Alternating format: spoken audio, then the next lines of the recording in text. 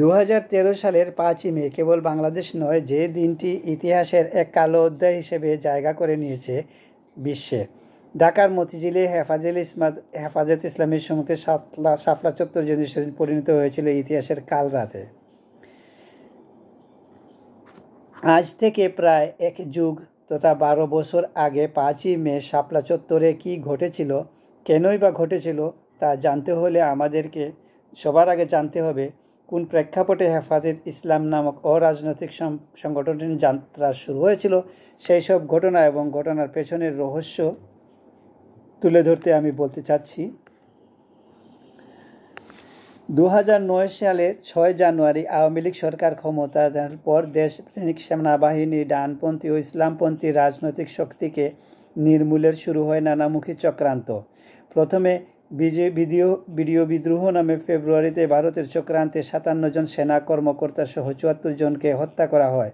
এরপর দেশের ধর্মপ্রাণ মানুষকে উস্কে দিয়ে আলেম উলামাদেরকে নির্মূল করতে নতুন মিশন শুরু হয়। বিগত সরকার জঙ্গিবাদ দমনের নামে শুরুতে রাসূল সাল্লাল্লাহু নিয়ে কটূক্তি ও লেখালেখির মাধ্যমে ধর্মীয় সাম্প্রদায়িক দেশবাসী সরিয়ে দেওয়া হয়। আর এক্ষেত্রে ব্যবহার করা হয় কিছু ব্লগারদেরকে। নবী হযরত মুহাম্মদ সাল্লাল্লাহু আলাইহি সাল্লাম এবং ইসলামের মৌলিক নানা বিধান নিয়ে বিভিন্ন ব্লগ ও সামাজিক যোগাযোগ মাধ্যমে চলতে থাকে অশালীন ও কুরুচিপূর্ণ বিভিন্ন লেখালেখি। এইসব ব্লগারদের মধ্যে অন্যতম রাজীব হায়দার, যিনি থাবা বাবা নামে ব্লগ লিখতেন। ব্লগার অভিজিৎ রায়, যিনি আকাশ মালিক ছদ্মনামে মুক্তমনা ব্লগে লিখতেন। শেখ হাসিনার নেতৃত্বাধীন আওয়ামী লীগ সরকার সেই সময় মুখে ধর্মীয় সাম্প্রতিক কথা বলেও ব্লগারদের এমন সাম্প্রদায়িক উস্কানির ব্যাপারে ছিল নিশ্চুপ।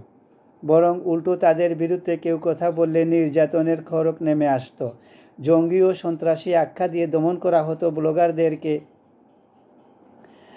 এমনই এক প্রেক্ষাপটে মুসলমানদের আকিদা রক্ষার্থে আত্মপ্রকাশ ঘটে হেফাজত ইসলামী নামক একটি ধর্মীয় ও রাজনৈতিক সংগঠনের।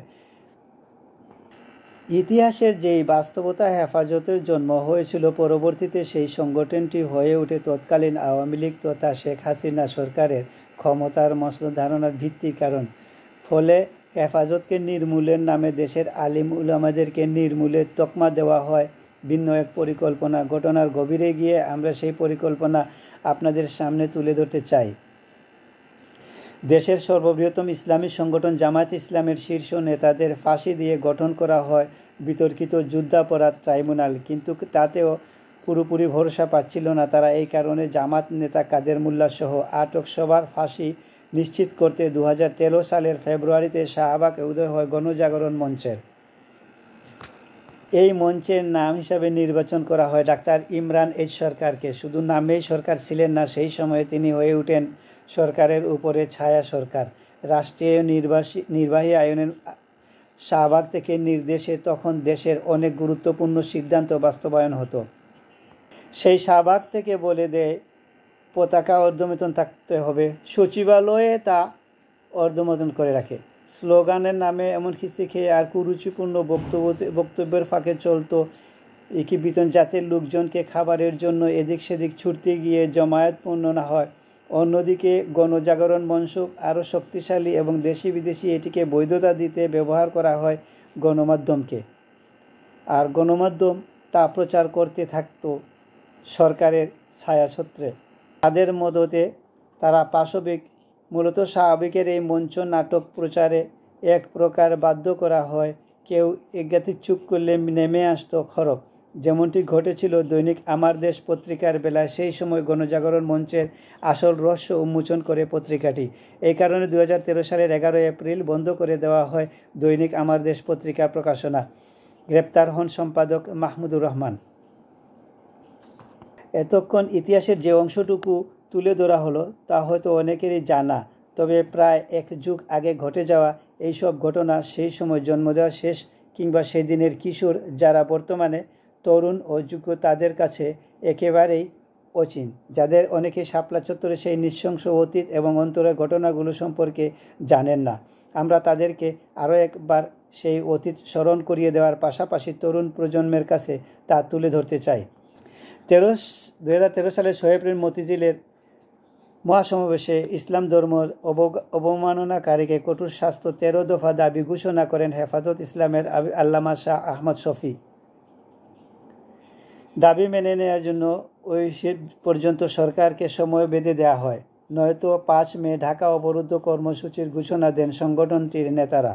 তবে শেষ পর্যন্ত সরকার তাদের সেই দাবি না মানায় 5 মে পূর্ব ঘোষিত কর্মসূচির অংশ হিসাবে ঢাকা অবরোধ কর্মসূচি পালন করে হেফাজতে ইসলাম। ওই কর্মসূচিতে যোগ দিতে সারা দেশ থেকে লাখো মানুষের স্রোত ঢাকার দিকে ছুটতে থাকে। পথে পথে চলে বাধা এবং হামলা।